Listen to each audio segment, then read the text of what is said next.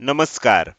Share market Marathi या YouTube चॅनलवर आपल्या सर्वांचं हार्दिक स्वागत. आजच्या या व्हिडिओमध्ये आपण सोमवार दिनांक 30 ऑक्टोबर 2023 साठीचं इंडेक्स व स्टॉकचं विश्लेषण करणार आहोत. मात्र आजच्या व्हिडिओला सुरुवात करण्यापूर्वी आपल्या सर्वांना एक नम्र सूचना आहे, ती म्हणजे या व्हिडिओच्या डिस्क्रिप्शनमध्ये आपण शेअर मार्केट मराठीच्या व्हॉट्सअप, टेलिग्राम आणि फेसबुक ग्रुपच्या लिंक दिलेल्या आहेत. तुम्ही इथे ग्रुप जॉईन करू शकता. त्याचसोबत आपण तिथे शेअर मार्केट मराठीच्या वेबसाईटची लिंक सुद्धा उपलब्ध करून दिलेली आहे. आपण आपल्या वेबसाईटला अवश्य भेट द्या. या महत्त्वाच्या सूचनेनंतर आता आपण आपल्या मूळ विषयाकडे परत येऊया आणि सोमवारी मार्केटमध्ये कशा प्रकारे मूवमेंट होऊ शकते याचं विश्लेषण करायला सुरुवात करूया. मात्र ह्या विश्लेषणाला सुरुवात करत असतानाच मला तुम्हाला एक प्रश्न विचारायचा आहे, तो म्हणजे आपल्याच चॅनलवर यापूर्वी प्रसिद्ध झालेला चारही इंडेक्समध्ये वीकली आणि डेली टाइम फ्रेममध्ये विश्लेषण असणारा व्हिडिओ तुम्ही बघितलाय का?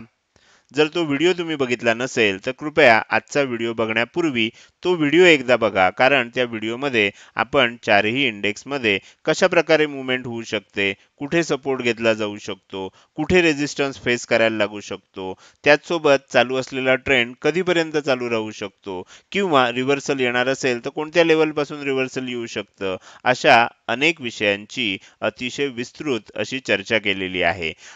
तो व्हिडिओ आणि पाठोपाठ हा व्हिडिओ असे दोन व्हिडिओ जर तुम्ही बघितलेत तर तुम्हाला येणाऱ्या काळामध्ये मार्केटमध्ये कशा प्रकारे मूवमेंट होऊ शकते याचं विश्लेषण कसं करायचं असतं याबाबत नक्कीच चांगली माहिती मिळू शकेल. आता तुम्हाला तो व्हिडिओ जर बघायचा असेल तर उजव्या बाजूला वर कोपऱ्यामध्ये आय बटनमध्ये तुम्हाला त्याची लिंक दिसत असेल.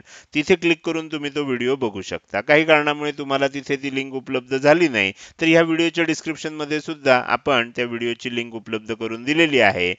तो व्हिडिओ तिथून सुद्धा तुम्ही बघू शकता. मी आता असं अज्युम करतोय की तुम्ही तो व्हिडिओ बघितलेला आहे आणि आपण आजच्या विश्लेषणाला सुरुवात करूया आणि डायरेक्टली जाऊया चार्टवर. इथे मी बँक निफ्टीचा 15 मिनिटाचा चार्ट ओपन केलेला आहे. आता त्या व्हिडिओमध्ये आपण डिटेलमध्ये हे केलेलं होतं की हे जी आपल्याला इथपासून गुरुवारी इथपर्यंत मंदी झाल्यानंतर ही आता जी काही तेजी होती आहे, ह्या तेजीचं कारण काय आहे, हे अतिशय विस्तृतपणे मी त्या व्हिडिओमध्ये सांगितलेलं आहे. आता आपल्याला एक गोष्ट लक्षात ठेवायची आहे की आपल्या मनामध्ये एक डाऊट येऊ शकतो की मार्केटमध्ये तर एक जोरदार मंदी होत होती आणि आता आपल्याला एक दीड दिवसामध्ये थोडीशी तेजी बघायला मिळाली आहे. तर आता ही तेजी टिकणार का? तेजी टिकणार असेल तर कुठपर्यंत जाऊ शकतं किंवा रिव्हर्सल येणार असेल तर कसं ओळखायचं, कारण मूळ ट्रेंड जो आहे तो डाऊन ट्रेंड आहे, त्याच्यामध्ये आपल्याला हे शॉर्ट कव्हरिंग आलेलं आहे. आता काय करायचं तर ह्याच्यामध्ये अगदी सिंपल पद्धतीनं आपल्याला विश्लेषण करायचं आहे. एकच गोष्ट लक्षात ठेवा, जेव्हा तेजी यायला सुरुवात झाली बघा, पहिल्यांदा लो इथे बनला, त्यानंतर लो त्याच्या थोडासा वर बनला, त्यानंतर तुम्ही बघितलं तर लो ह्या लेवलला बनला, म्हणजे लो हळूहळू वर बनत चाललाय. पूर्वी बनलेला लो कधीही ब्रेक झाला नाही. त्यानंतर जर तुम्ही बघितलं तर तुम्हाला लक्षात येईल की इथे लो बनला, इथे लो बनला, इथे बनला, मग इथे बनला, म्हणजे प्रत्येक वेळेला लो वर बनत चाललाय. जेव्हा तेजी होत असते आणि आपल्याला अशा पद्धतीचं मार्केट असतं तेव्हा आपल्याला मार्केटमध्ये तेजी होते, मंदी होते, पण आपल्याला एक पॅटर्न फॉलो केला जातो असं लक्षात येतं. तो पॅटर्न काय आहे की कधीही आधी बनलेला जो स्विंग लो आहे तो कधीही नंतर जाऊन ब्रेक झाला नाहीये. जोपर्यंत हे कंटिन्यू राहील, आपल्याला एक गोष्ट तर लक्षात ठेवायची आहे की मार्केटमध्ये मंदी होणार नाहीये. मग काय होऊ शकतं, मार्केट कदाचित साइडवेज होईल, बँक निफ्टीमध्ये साइडवेज ट्रेंड बघायला मिळेल किंवा कदाचित हळूहळू आपल्याला तेजी सुद्धा बघायला मिळू शकते. तर त्याच्यामुळे उद्यासाठी आपण जेव्हा विश्लेषण करणार आहोत, सोमवारसाठीचं विश्लेषण जेव्हा करणार आहोत, त्यावेळेला आपल्याला इथे लक्षात घ्यायचं आहे की इम्पॉर्टंट लेवल काढत असताना त्याच गोष्टीचा आपण इथे विचार केलेला आहे. वरच्या बाजूला जर तुम्ही बघितलं तर वरच्या बाजूला आपण डे हाय ही वरची इम्पॉर्टंट लेवल म्हणून घेतली आहे. डे हाय कुठे होता? डे हाय दिसतोय तुम्हाला 42,840 च्या आसपास. 42,850 ची लेवल आहे असं समजणार आहे आपण. आपण इथे खालच्या बाजूची इम्पॉर्टंट लेवल ही का घेतोय? कारण हा आपल्याला बनलेला शेवटचा स्विंग लो होता. म्हणजे ह्याच्यानंतर स्विंग लो बनला नाहीये. तर त्याच्यामुळे हा स्विंग लो आपल्यासाठी शेवटचा स्विंग लो आहे. जर काही कारणामुळे बँक निफ्टीमध्ये किंमत ह्याच्या खाली गेली आणि ह्याच्या खाली टिकली, क्लोजिंग आलं, तर आपल्याला लक्षात घ्यायचं आहे की मोठं सेलिंग झाल्यानंतर एक जो छोटा बाउन्स आला, तो आता पुन्हा खालच्या दिशेनं जायला सुरुवात झाली आहे. ही गोष्ट आपल्याला इथे लक्षात ठेवायची आहे. तर त्याच्यामुळे आपल्याला आता हे लक्षात आलंच असेल की मी ह्या दोन लेवल का घेतल्या आहेत. खालच्या बाजूची लेवल कुठली आहे? 42,666 आहे. आपण काय समजणार आहे? 42,650 ची लेवल आहे असं समजणार आहे. थोडंसं आपल्याला लक्षात घ्यायला ती राऊंड फिगर सोपी पडेल. जर आता आपल्याला काय होईल, ह्या दोन लेवल मध्ये ओपन झालं तर आपल्याला काहीच करायचं नाही. आपल्याला वाट बघायची आहे की वरच्या बाजूला ब्रेकआउट येतोय का, आणि ब्रेकआउटची आपली डेफिनेशन फिक्स आहे. काय आहे तर एक 15 मिनिटाची कॅन्डल ह्या वर जाऊन क्लोज झाली पाहिजे, ह्या लेवलच्या वर जाऊन क्लोज झाली पाहिजे, आणि नंतरच्या कॅन्डलनं हा हाय ब्रेक करत असताना मी इथे याला ब्रेकआउट म्हणणार. तर असा ब्रेकआउट झाला. काही जणांना असं वाटतं की एकदा किंमत ह्याच्या वर गेली म्हणजे ब्रेकआउट झाला. कदाचित काय होतं, एखाद्या 15 मिनिटाच्या कॅन्डलमध्ये एखाद्या मिनिटासाठी किंमत वर जाते, पुन्हा खाली येते आणि कॅन्डल अशी बनून क्लोज होते. म्हणजे ह्याला ब्रेकआउट म्हणायचं नाही. ह्या लेवलच्या वर गेलं पण टिकलं नाही. आपल्याला क्लोजिंग त्याच्या वर आलं पाहिजे आणि नेक्स्ट टाइम जो हा हाय बनलेला असेल, हा हाय आपल्याला ब्रेक झाला पाहिजे, तरच त्याला ब्रेकआउट असं आपण म्हणणार. जर समजा वरच्या दिशेनं ब्रेकआउट आलं आणि 42,850 च्या वर टिकत असेल, तर मग येणाऱ्या काळामध्ये 42,950, 43,050 आणि 43,150 अशी तीन टार्गेट आपल्याला बँक निफ्टीमध्ये बघायला मिळू शकतात. जर समजा इथे फ्लॅट ओपन झालं आणि खालच्या दिशेनं जात असेल, तर आपल्याला जोपर्यंत 42,650 ही लेवल ब्रेक होत नाही तोपर्यंत आपल्याला लक्षात ठेवायचं आहे की मार्केटमध्ये मोठं सेलिंग बघायला मिळणार नाही. जर 42,650 ही लेवल ब्रेक झाली तर आपल्याला एक शक्यता निर्माण होते की आता पुन्हा सेलिंग कंटिन्यू होऊ शकतं. आणि मग कोणती टार्गेट येऊ शकतात तर 42,550, 42,450 आणि 42,350 अशी तीन टार्गेट येऊ शकतात. त्यासाठी आपल्याला काय करायचं आहे, खाली जाताना सुद्धा प्राइस ऍक्शन वर लक्ष ठेवायचं आहे. असं नाहीये की मी तुम्हाला इथे सांगितलंय म्हणजे इथनं खाली गेलं की ही तिन्ही टार्गेट येतील. मार्केटमध्ये अशी कुठलीही गॅरंटी असत नाही. तर आपल्याला प्राइस ऍक्शन लक्षात ठेवायची आहे.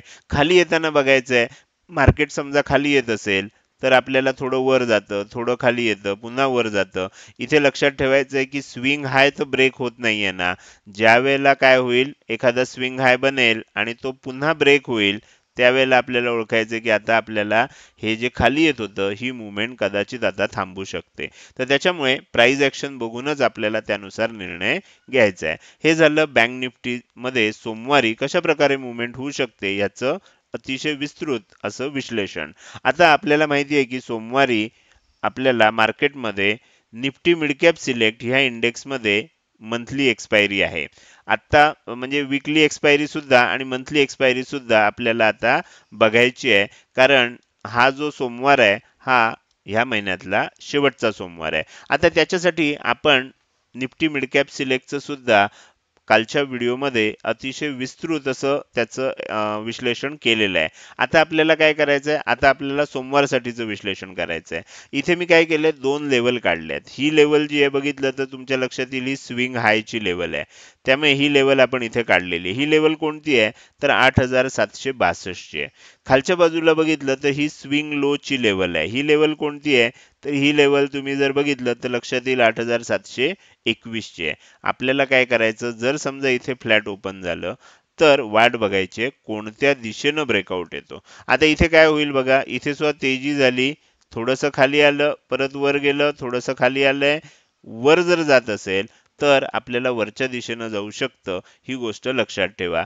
8,762 च्या वर टिकत असेल तर येणाऱ्या काळामध्ये 8,787, 8,812 आणि 8,837 अशी तीन टार्गेट आपल्याला वरच्या दिशेनं बघायला मिळू शकतात. मात्र जर इथे फ्लॅट ओपन झालं आणि इथून खालच्या दिशेनं आपल्याला ब्रेकडाऊन झालं आणि 8,721 ही लेवल जर ब्रेक झाली, ह्याच्या खाली टिकलं, तर मग येणाऱ्या काळामध्ये आपल्याला 8,696, 8,671 आणि 8,646 अशा तीन लेवल आपल्याला बघायला मिळू शकतात. ह्या दोन लेवलच्या जोपर्यंत वर किंवा खाली ब्रेकआउट देत नाही तोपर्यंत आपल्याला मोठ्या मुवमेंटची अपेक्षा ठेवायची नाहीये. हे झालं आपल्याला निफ्टी मिड कॅप सिलेक्ट या इंडेक्सचं सोमवारसाठीचं विश्लेषण. आता आपण उरलेले जे दोन इंडेक्स आहेत, म्हणजे पहिला आहे निफ्टी, तर त्या इंडेक्सचं मी तुम्हाला सध्या चार्ट दाखवतोय, ज्याचं तुम्ही काय करून घेऊ शकता, स्क्रीनशॉट काढून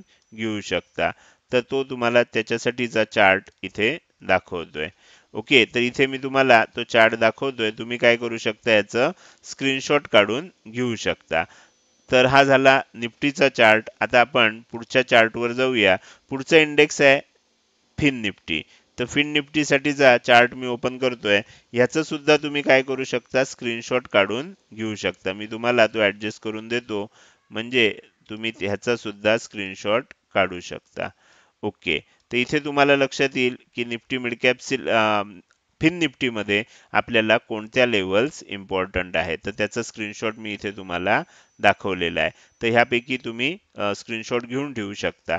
हे झालं इंडेक्सचं अनालिसिस. आता आपण थोडंसं पुढे जाऊया आणि स्टॉकचं अनालिसिस करायला सुरुवात करूया. तर त्यासाठी मी पुन्हा एकदा तुम्हाला चार्टवर घेऊन जातोय आणि आपण सगळ्यात पहिल्यांदा चार्टचा टाइम फ्रेम जो आहे तो 15 मिनिटावरनं डेली टाइम फ्रेमवर आणूया. त्यानुसार थोडासा चार्ट ऍडजस्ट करून घेतोय आणि मी आता काय केलंय, तुमच्यासाठी काही स्टॉक निवडलेत. आता हे निवडलेले स्टॉक जे आहेत, जे आपण शुक्रवारसाठी निवडलेले होते, तेच स्टॉक मी इथे ठेवलेले आहेत. ह्याचं कारण, कधी कधी मी सांगत असतानाच सांगत असतो तुम्हाला, की कधी कधी आपल्याला जे काही दिसतंय ते लगेच होईल असं नाही, लगेच दुसऱ्या दिवशी होईल असं नाही. एखादा दिवस आपल्याला त्याच्यासाठी थांबायला सुद्धा लागू शकतं. तर मला तुम्हाला 2 स्टॉक दाखवायचे आहेत पहिले, ज्याच्यामध्ये आपण रिझल्टचा इफेक्ट आणि आपल्याला मार्केटच्या विरुद्ध दिशेची मूव्हमेंट बघितलेली होती. पहिला स्टॉक होता कॅनरा बँकेचा. कॅनरा बँकेमध्ये आपण हे बघितल्यानंतर विश्लेषण केलेलं होतं. म्हणजे काय झालं होतं, तुम्हाला माहिती आहे की आपल्याला गुरुवारी मार्केटमध्ये खूप मोठं सेलिंग बघायला मिळालं होतं. असं असताना सुद्धा कॅनरा बँकेमध्ये आपल्याला इथे ग्रीन कलरचा हॅमर पॅटर्न बनलेला बघायला मिळाला.